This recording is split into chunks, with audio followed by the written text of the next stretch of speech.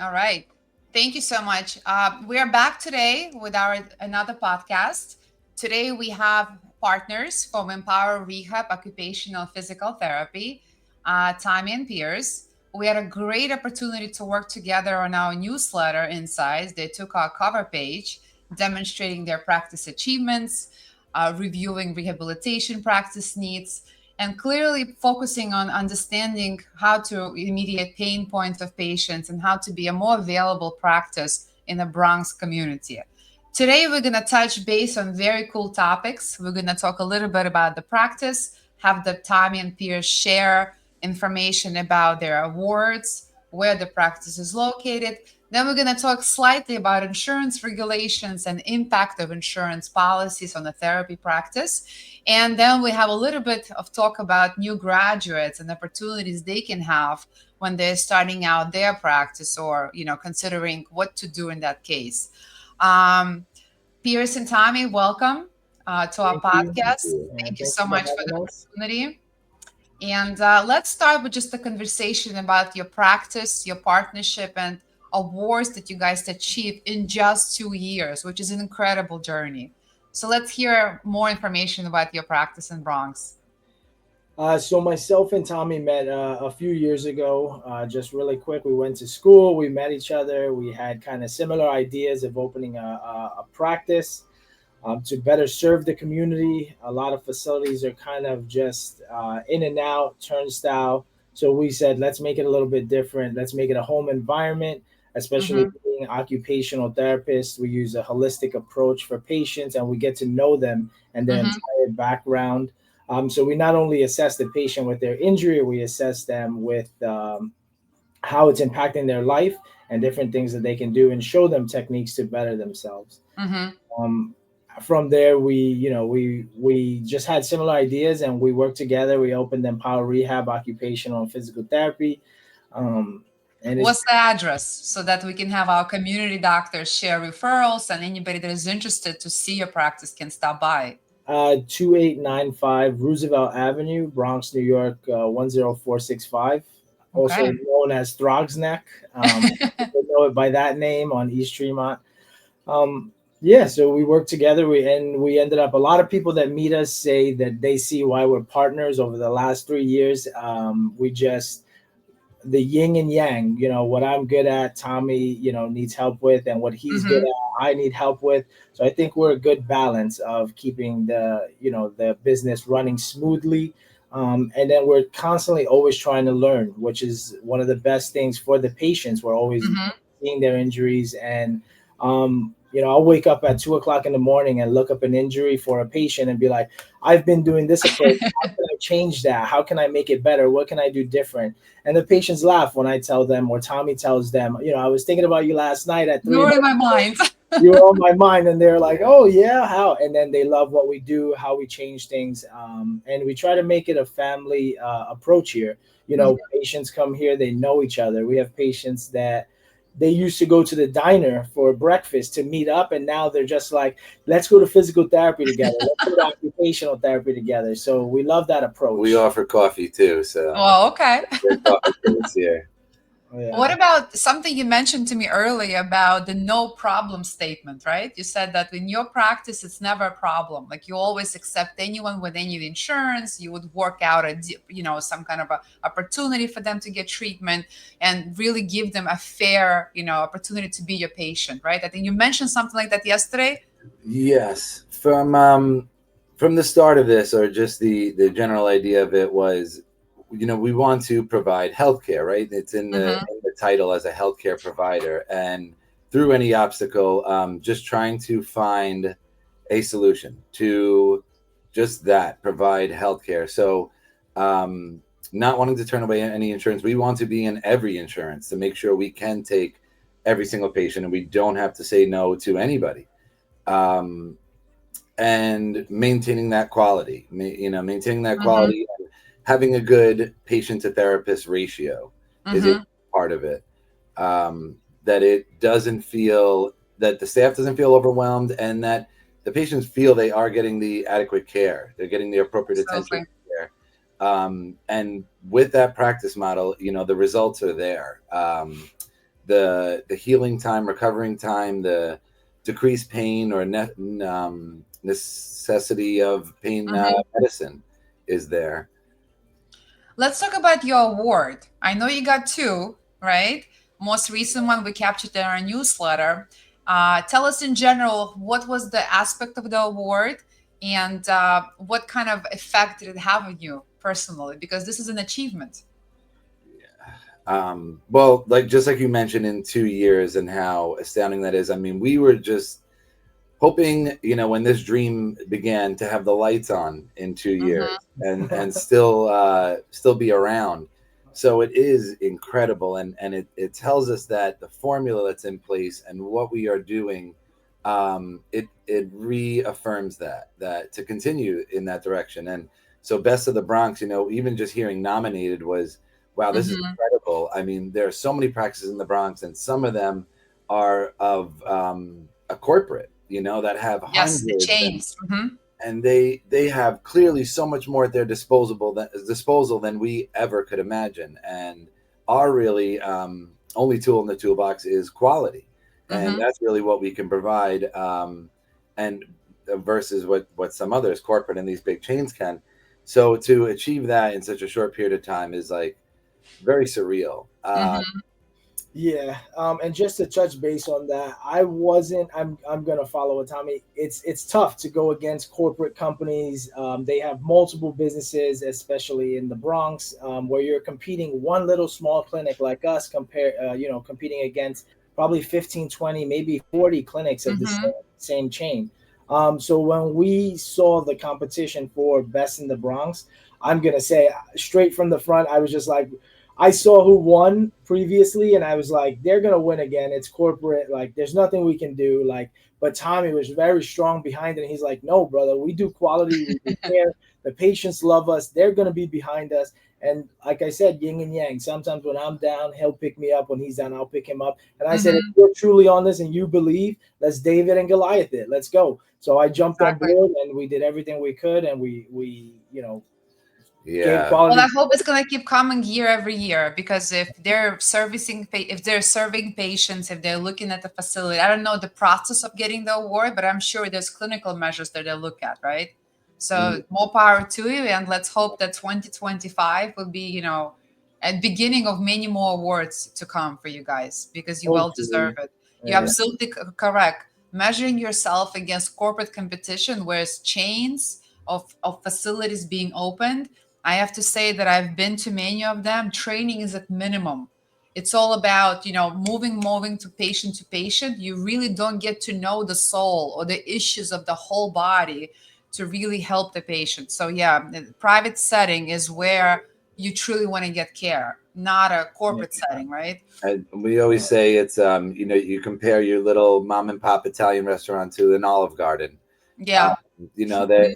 there's a concern of your perception when you walk out of that door. We Hmm. care about everybody's perception and making sure they achieve optimal results and solve every problem. And we'll drive ourselves crazy to solve any problem possible, and being resilient, refusing Keep to up your believe. philosophy. This is where you want to be. This is going to help a lot to boost referrals, to get you more community network with other physicians because you are working with physician referrals, right? They are recommending you patients to go to you.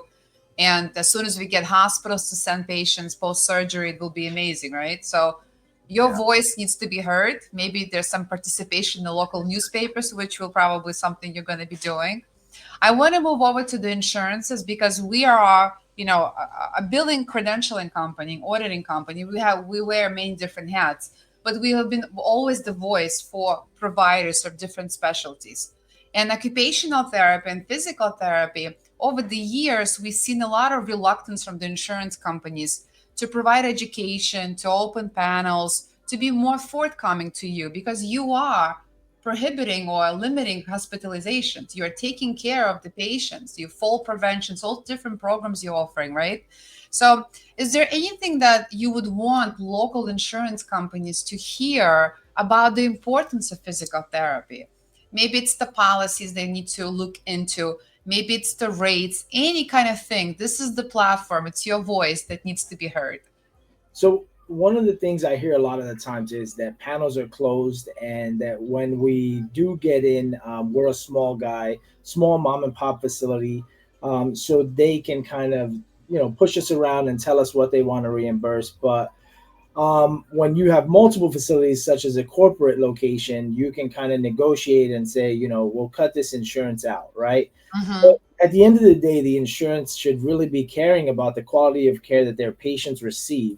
And I understand that corporate and multiple businesses have a lot to say, and they can play a big role. But the little mom and pop shops like us should get the opportunity to be Yes, come in network, especially if we're trying to start off correctly with giving quality care.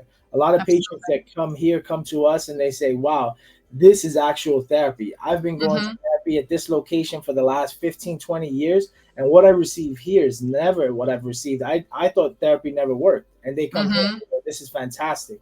Yes. So the patients should be actually calling the insurance company possibly and kind of recommending a therapy clinic, right? If there's an opportunity for Yeah. insurance company to seek and understand what members need. I think that's a nice approach to for patients to be able to tell the insurance, "Hey, I am paying monthly, what do they call monthly premium, right? Yeah. Sometimes it's very low if they're Medicaid managed care, but there's still some kind of premium. I want to get access to care. This clinic, we want them to be participating. I want to be seen by them." So, Yeah. so definitely yes. I also would add that insurance companies should be evaluating their networks. I know from my experience in credentialing, they are retired practices and Yeah. they're still listed Yeah, participating. Yeah. So, therapists, credentialed So therapists that have panels retired closed. and they're mhm, no longer practicing. We just had a local facility close. They didn't close; they actually sold to a bigger mhm, corporation that wasn't too far from us, and they still have that credentialed therapists on the insurances that we're trying to get into, saying that no, we have too many providers. And I'm like, these providers haven't been here for the last year and a half, 2 years. Like they don't even work I anywhere know. near us. They're I yeah, know we know a few of them, and I'm like, they're in a whole different, complete zip code miles away. Like, how can mhm, we update this? And then right, it's And just such a challenge. to finish that thought, Olga, so as physical and occupational therapists, there is a big piece to preventative um, injuries and preventative surgeries.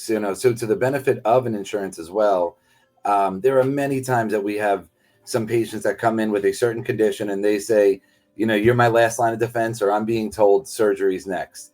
And I told you we're stubborn and determined, and we will find a solution. And most times they don't need. So it does benefit amazing. the insurance as well. And Mhm, so, having an appropriate reimbursement is helpful for us to make sure we can maintain that quality, that patient to therapist ratio. Uh, absolutely. Without that, it really becomes difficult. And some insurances have now added copay that did not.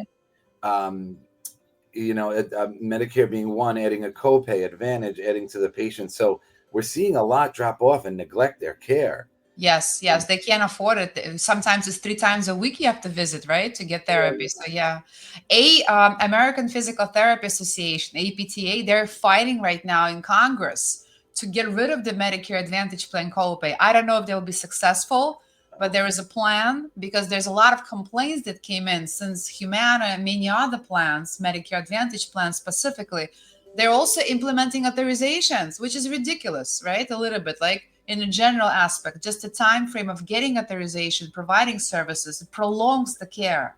So APTA is fighting for you guys. They're definitely, I'm catching up all the news. They're doing it. Hopefully, get passed into the law.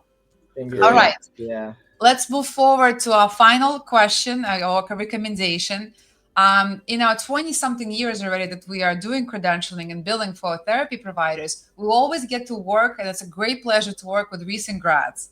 Recent grads are coming out from multiple different schools. Some are foreign graduates that are arriving to the United States and becoming green card holders and becoming and starting their business. And a lot of times there's these questions, what should I do? What seems to work for new graduates?